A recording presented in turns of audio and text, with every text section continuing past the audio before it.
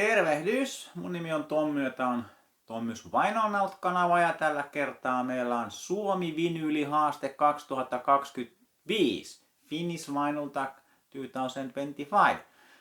Elikkä mulla on 15 kysymystä tähän näin vinyli-levyaiheesta kysymystä kotimaisiin levyihin liittyen tietenkin ja toivon mukaan mahdollisimman moni kotimainen sisällöntuottaja lähtisi tähän mukaan, sillä meitä on nyt aika vähän tälläkin hetkellä markkinoilla, vaan muutama aktiivinen tekijä tuntuu siellä olevan, mutta nyt kantsii hypätä tähän näin haasteeseen mukaan ja näyttää vähän suomalaista levyä. Ja ei näitä kysymyksiä kauhean vakavistaan kannata ottaa, että saa muotoilla miten haluaa niitä sitten. Mutta ensimmäinen tänä vuonna hankkimasi levy. Mulla on tää Valtatyhjiön EP Kuristusleikki. Tämä on vuonna 2022 julkaistu. Tammikuun alussa oli Foreseen 10-vuotiskeikka ja Valtatyhjiö oli siellä esiintymässä. Todella tiukkaa hardcore, aika semmoinen metallinen meininki siellä. Tai aika metallinen meininki sinne bändissä kyllä on. Ensimmäinen LP oli mulla varmaan sitten tää Bastardsin Siberian Hardcore, minkä mä Huutonetistä tilasin alkuperäispainoksena ja hemmetin hyvä levy täytyy sanoa. No, mikä on sitten se viimeisin tänä vuonna hankittu levy nyt? No, eilen tuli taas Kirppiksillä käytyy Tammistossa tai Tammiston kierrätyskeskuksessa ja sieltä löytyi Frederikin Sun tahdon silti tietävän ja Juoskaa luupäät single. Mikäs tässä on vuosiluku? 82.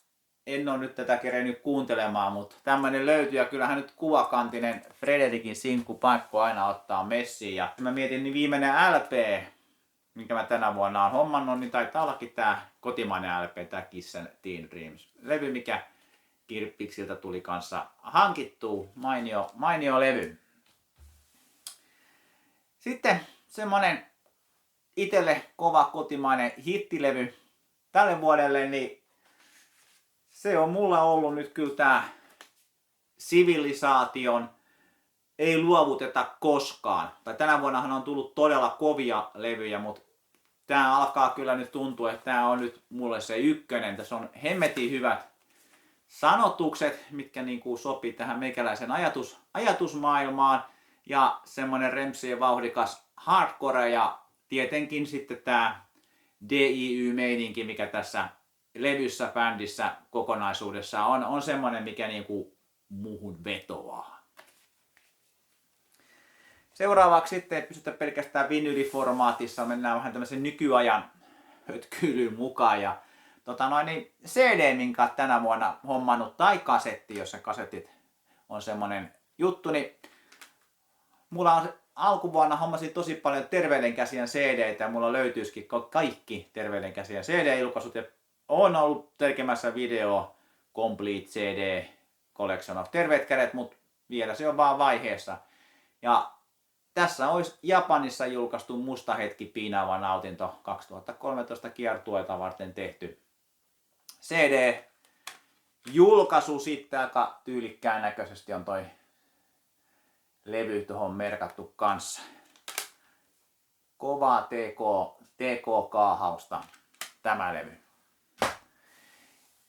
No sitten seuraavana olisi tänä vuonna levyuransa päättänyt artisti tai tänä vuonna lopettanut bändi syystä tai toisesta, niin kyllä nyt täytyy mennä tähän suomalainen sinivalkoinen ääni ja Katri Helenan, otetaan tää Paloma Blanca, lopetti uransa sinne stadionille ja tää on, että mä ite näitä ehkä näistä 70-luvun, missä on vähän semmoinen aavistus diskompaa mukana, ei nyt tässäkään nyt kauheasti on toi Paloma Blanca, mutta sitten täällä on toi Abban Sossi sitten B-puolella, niin se on ehkä se niin kuin paras biisi tältä levyltä. Nämä Katri Helinan levyt on vähän semmoiset, en mä nyt kokonaisilla kyllä kuuntele, mutta sitten kun soittelee vähän tämmöistä DJ-settiä, niin sit saattaa olla. No sitten seuraavana levy, jossa on kotimainen kaupunki tai paikkakunta kannessa. Tai toki se voi olla biisin nimessä tai joku biisi suomalaisesta paikasta, kaupungista, niin otetaan tää kovaa rasvaa tämän vuoden uutuuslevy tarinaksi paketoitu valhe. Ja siinä on nyt Turusta tuttuja rakennuksia. Tää nyt menee vähän villiksi veikkaukseksi, kyllä ei Turku mulle nyt niin tuttua, mutta bändi on Turusta, niin minä luotan, että siellä on Turun torin ympäristön maisemia ja on siellä nyt vähän niin kuin Turun paloakia sitten ja silhuettiin siellä, ettei toi ihan Helsingiltäkään nyt vaikuta, niin Turku. Sitten seuraavana, puhuttiin kaupungista, niin otetaan seuraavaksi levyn kannessa julkisuudesta tuttu henkilö. Ei kumminkaan niin kuin bändin muusikot, onhan nekin julkisuudesta tuttuja. Tämä voi tämäkin olla sitten laulun sanoista, mutta tämmönen kokoelma kuin Suomuru Vol 2, ja täältähän meitä löytyy meidän viimeinen ainoa presidenttimme UKK ja Ruotsin kuningas sitten kanssa mukana. Samalla mä en edelleenkään ihan ymmärtänyt, mikä tää Suomuru tässä olisi. Ne olisi niinku olisi niinku Suomi, olisi niinku Ruotsi, mutta mikä tää sitten on musiikki, music. Ehkä se tulee sieltä. Suomi, musiik, Ruotsi, en tiedä. No, mutta joka tapauksessa tämä on ylittämätön kansi. No, nyt kun päästiin vähän niin kuin ruotsin kieleen käsiksi tuossa sanan, kun oli Kale Kustaa siinä, niin sitten seuraavana levy toisella kotimaisella kielellä. Niin mä otan kyllä nyt tähän nyt tämän mun viimeaikaisen hankinnan, tämän Disputin Från Melancholy till Meaninglös. Ja tää on kyllä niinku todella kovaa tykitys tää levy. Tää julkaistiin myös levynä, että varmaan pitää sekin nyt sit hommata, kun tää kasetti on. Niin semmoista niinku hardcore meininkiä, mutta se soundimaailma tulee sitten ehkä mun mielestä sieltä black metallin puolelta. Erittäin tiukkaa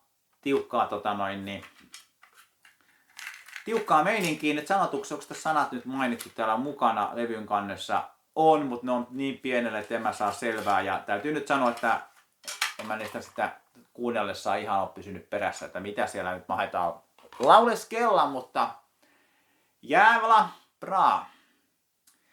Ja sitten seuraavaksi ihan tämmönen vähän ehkä isimpi tähän näin kotimainen rocklevy, Suomi rocklevy, niin otetaan täältä nyt Per-Kyntin Backseat, ja kyllä tää on aina semmonen levy, että kun haluaa räntätäntää kuunnella, niin tää aika herkästi lähtee niin silloin sitten soimaan tää Backseat alku A-puolella ja Bad Boys Arhia B-puolella, ja tiukkaa biisiä ja aika onnistuneet kannet tässä näin, varsinkin jos vertaa siihen niiden ensimmäisen levyn kanteen. No sitten olisi suomalainen Best of Greatest Hit, parhaimmat tyyppinen kokoelmalevy, ja mä valitsen tähän, tässä nyt ei lue parhaimmat kannessa, mutta mä luin tuossa Paddingista kirjan, 96 julkaistun kirjan, se oli todella hyvä, se on ihan parhaita suomalaisia muusikosta kertovia kirjoja, niin sen kunniaksi otan tähän tää Laulajan taivaalla, 28 sävelmää tuplalevy, ja täältä löytyy näitä Rock and Roll-biisejä, Piilaten, Höyläten ja muita, ja sitten myös löytyy näitä iskelmällisempiäkin kappaleita tässä näin. Mainio tuplalevy, ja tää on Laulajan taivaalla 2, ja se ykkönenkin tuolta hyllystä kyllä löytyy. Seuraavaksi otetaan suomalainen levy 90-luvulta. Se nyt oli kyllä semmoista CD-aikaa, että ei mulla varmaan hirveän monta levyä LPtä ostettuna siltä ajalta. Ne Luumäet varmaankin voisi olla, mutta niin tämähän toi tietenkin CD-nä silloin tää Apocalyptica Metallica by Four Cellos, ja mun mielestä tässä on kyllä semmoista suomalaista hulluutta tässä levyllä, kun nämä Apocalyptican pojat lähti tekemään selloilla Metallicaa, ja sitä CD tuli kuunneltua aikoinaan kyllä todella kovasti, ja sitten sen innoittanut, tää oli jossain Ale-systeemissä jokunen vuosi sitten, niin hankin tän sitten vinyylinäkin, mutta ei tää nyt vinyylinä kyllä kauhean paljon tullut kuunneltua sitten. Mutta joka tapauksessa Enter the Sandmanilta alkaa, ja sitten tässä on tää D-puolella nämä bonustrackit Battery, Nothing Else Matters, Seek and Destroy, että Mä oon enemmän kyllä vähän sen vanhempaan metallikaan päin, että ehkä näitä löytyy ne hitimmät biisit sitten. No sit seuraavana olisi maxi-single. Kotimainen maxi-single, ja ei nyt mulla nyt ihan hirveästi kyllä oo. On Bomb Funk MC taas muuten löytynyt sitten useampikin. Mä otin sen, mikä tuli ekana mieleen, eli tää Hanoi Rocksin Up Around the Bend. Ja B-puolella löytyy sitten 3 biisiä, että hyvää meininkiä tällä näin. Vuodet 84 tämän julkaisu. Sitten seuraavaksi kotimainen soundtrack tai elokuvasta tuttua musiikkia. Tää nyt saa sitten tulkita miten vaan, mutta ei mulla muita soundtrackeja nyt sitten olekaan kuin Ride soundtrack. Ja sitten tää Punk-tauti, joka ei tapa dokumentti. Tästä olisi kiva saada se DVD löytää jostakin. Ja tässä on aika hyvä kattaus Pellestä Lamaan. Sitten on Kohua, Sekasortoa ja Creepy Crawly on täällä näin mun mielestä Timangein biisi Testicle Cat tässä näin. Tää on aika hyvä dokkari oli ja aika hyvä tämäkin levy nyt sitten on kuunnella. Ensimmäisenä Punk on typerää se yhtiöltä, mikä on aika hyvä aloitus niin kuin tuohon teemaan sitten.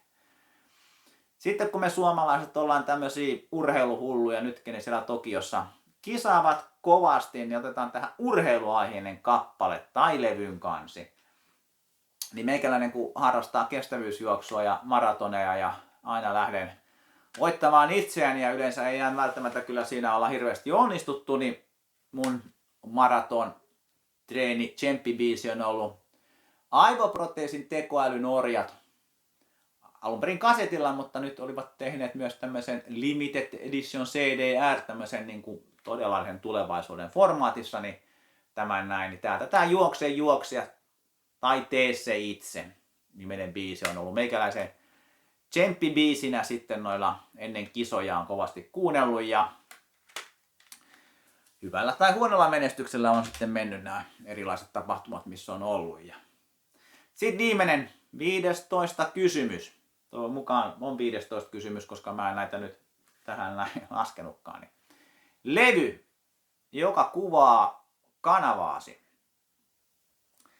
Ja täytyy sanoa, että kun näitä kysymyksiä keksin, niin mä en niin siis miettinyt, että otetaan joku levy ja keksitään kysymys siihen, vaan mä nyt keksin näitä kysymykset ja tää aiheutti kyllä itselläni aikamoista pohdintaa, mikä ihmeen levy. Mä haluaisin olla semmonen kova hardcore-kanava kuin joku Terveydenkäsien levy, niin otettiin tähän näin sitten tää Ydinperheen Älä tee mitä pitää.